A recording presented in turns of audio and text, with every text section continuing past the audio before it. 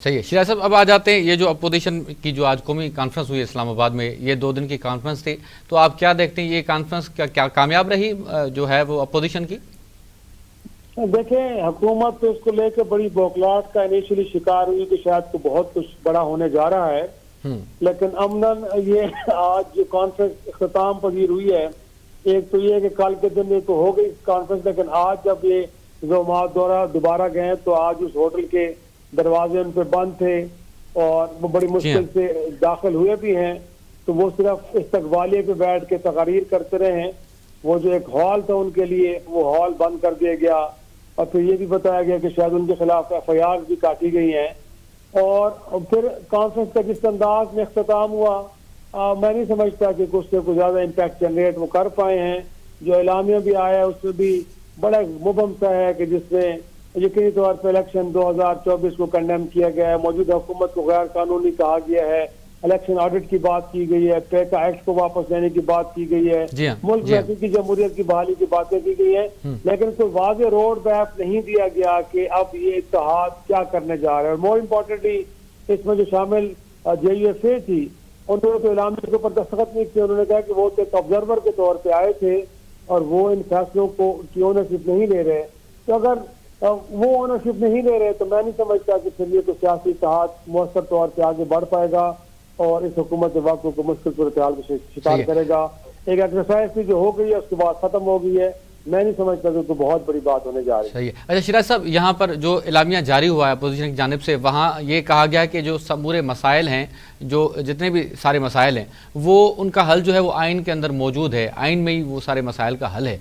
तो क्या वजूहात हैं कि हमारे जो स्टेक होल्डर्स हैं या पोलिटिकल पार्टीज़ हैं वो आइन की तरफ नहीं आ रही और आइन से वो मसाइल का जो हल आइन के अंदर मौजूद है वो उसको अपना नहीं रहे, उसको ऑन नहीं कर रहे?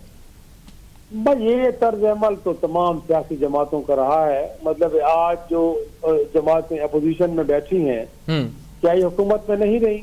बिल्कुल रही। और जब ये हुकूमत पे रही हैं तो क्या इनके कंडक्ट के ऊपर इसी तरह के सवालात नहीं उठते रहे?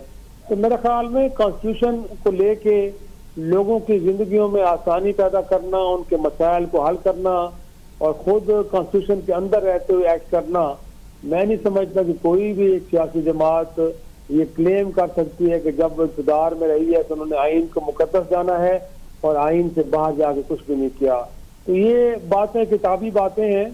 हाँ, आज हम उम्मीद कर रहे थे कि शायद ये सियासी इत्तेहाद जो बनने जा रहा है वो इतना तगड़ा होगा और आने वाले दिनों में तो लॉन्ग मार्च का, धरनों का, एहतजाज का पार्लियामान के अंदर और बाहर तो एक प्रोग्राम अनाउंस करेगा, तो जिस बाद हुकूमत वक्त मजबूर हो जाएगी डायलॉग करने पर, एंगेजमेंट के थ्रू जो हकीकी जमहूरियत की बहाली है या इदारों को अपने दायरे कार में लाना है या ये है कि जो अदलिया की बहाली है, इस हवाले से जो प्रैक्टिकल हमें कोई इकदाम होते हुए नजर आएंगे।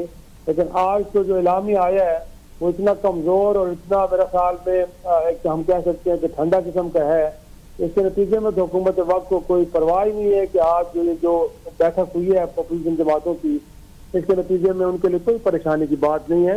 तो मैं समझता हूँ कि कॉन्स्टिट्यूशन की जो बात कर रहे हैं, ना तो अपोजिशन के लोग कॉन्स्टिट्यूशन के साथ सिंसियर हैं और हुकूमत वक्त को जिस तरह तर्ज अमल अपनाया हुआ है, मैं नहीं समझता कि वो कॉन्स्टिट्यूशन को अपहोल्ड करेगी जिसमें अवाम की फलाह बहबूद और आवाम की जो राह है उसको मुकदम जाना जाएगा। सही। अच्छा शिराज साहब, मुख्तसरन आपसे ये जानना चाहेंगे कि मौलाना साहब हमें इनके साथ नज़र नहीं आ रहे, तो क्या मौलाना साहब इन फ्यूचर अपोजिशन इत्तेहाद के साथ या जो तहफ़्फ़ुज़ आईन पाकिस्तान की जो तहरीक है उनका हिस्सा होंगे? आपको वो कहाँ पर स्टैंड करते हुए दिखाई दे रहे हैं?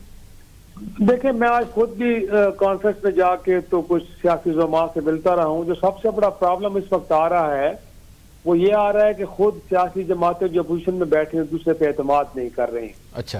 कुछ ज़ुमा का ये ख्याल था कि हम एक इत्तेहाद तो बना लेंगे, लेकिन जब ये इत्तेहाद आगे बढ़ेगा और एक कोई फैसला कुन मरहला आएगा तो कहीं ऐसा ना हो कि इसमें से कोई एक आध बड़ी जमात बैक डोर से बातचीत करके तो अपने लिए कुछ स्पेस ले ले और फिर बाकियों को बीच राह में छोड़ के चली जाए। तो मेरा ख्याल में ये एक सबसे बड़ा प्रॉब्लम है। जब तक एक दूसरे के ऊपर एतमाद नहीं करेंगे और इस बात की यकीन नहीं हो जाएगा तमाम सियासी जमातों को कि जिस तरह के भी हालात होंगे ये सियासी जमातें एक दूसरे के साथ खड़ी रहेंगी, तब तक मेरा नहीं ख्याल कि चीज़ें बेहतर अंदाज में आगे बढ़ पाएंगी। तो ये सबसे बड़ा प्रॉब्लम यही है इस वक्त, यही वजह है कि JUSA ने आज इस एलामिया पे दस्तखत नहीं किए, क्योंकि उनका ख्याल ये है कि मोमेंटम जब बनेगा, जब तहरीक आगे बढ़ेगी, तो कहीं ऐसा ना हो कि तहरीक इंसाफ या कोई और जमात उन्हें रास्ते में छोड़ गई। क्योंकि PDM के दौर में भी याद है आपको कि मौलाना फजल रहमान के साथ यही कुछ हुआ था। तब लोग बड़े मोहतात अंदाज में आगे बढ़ रहे हैं।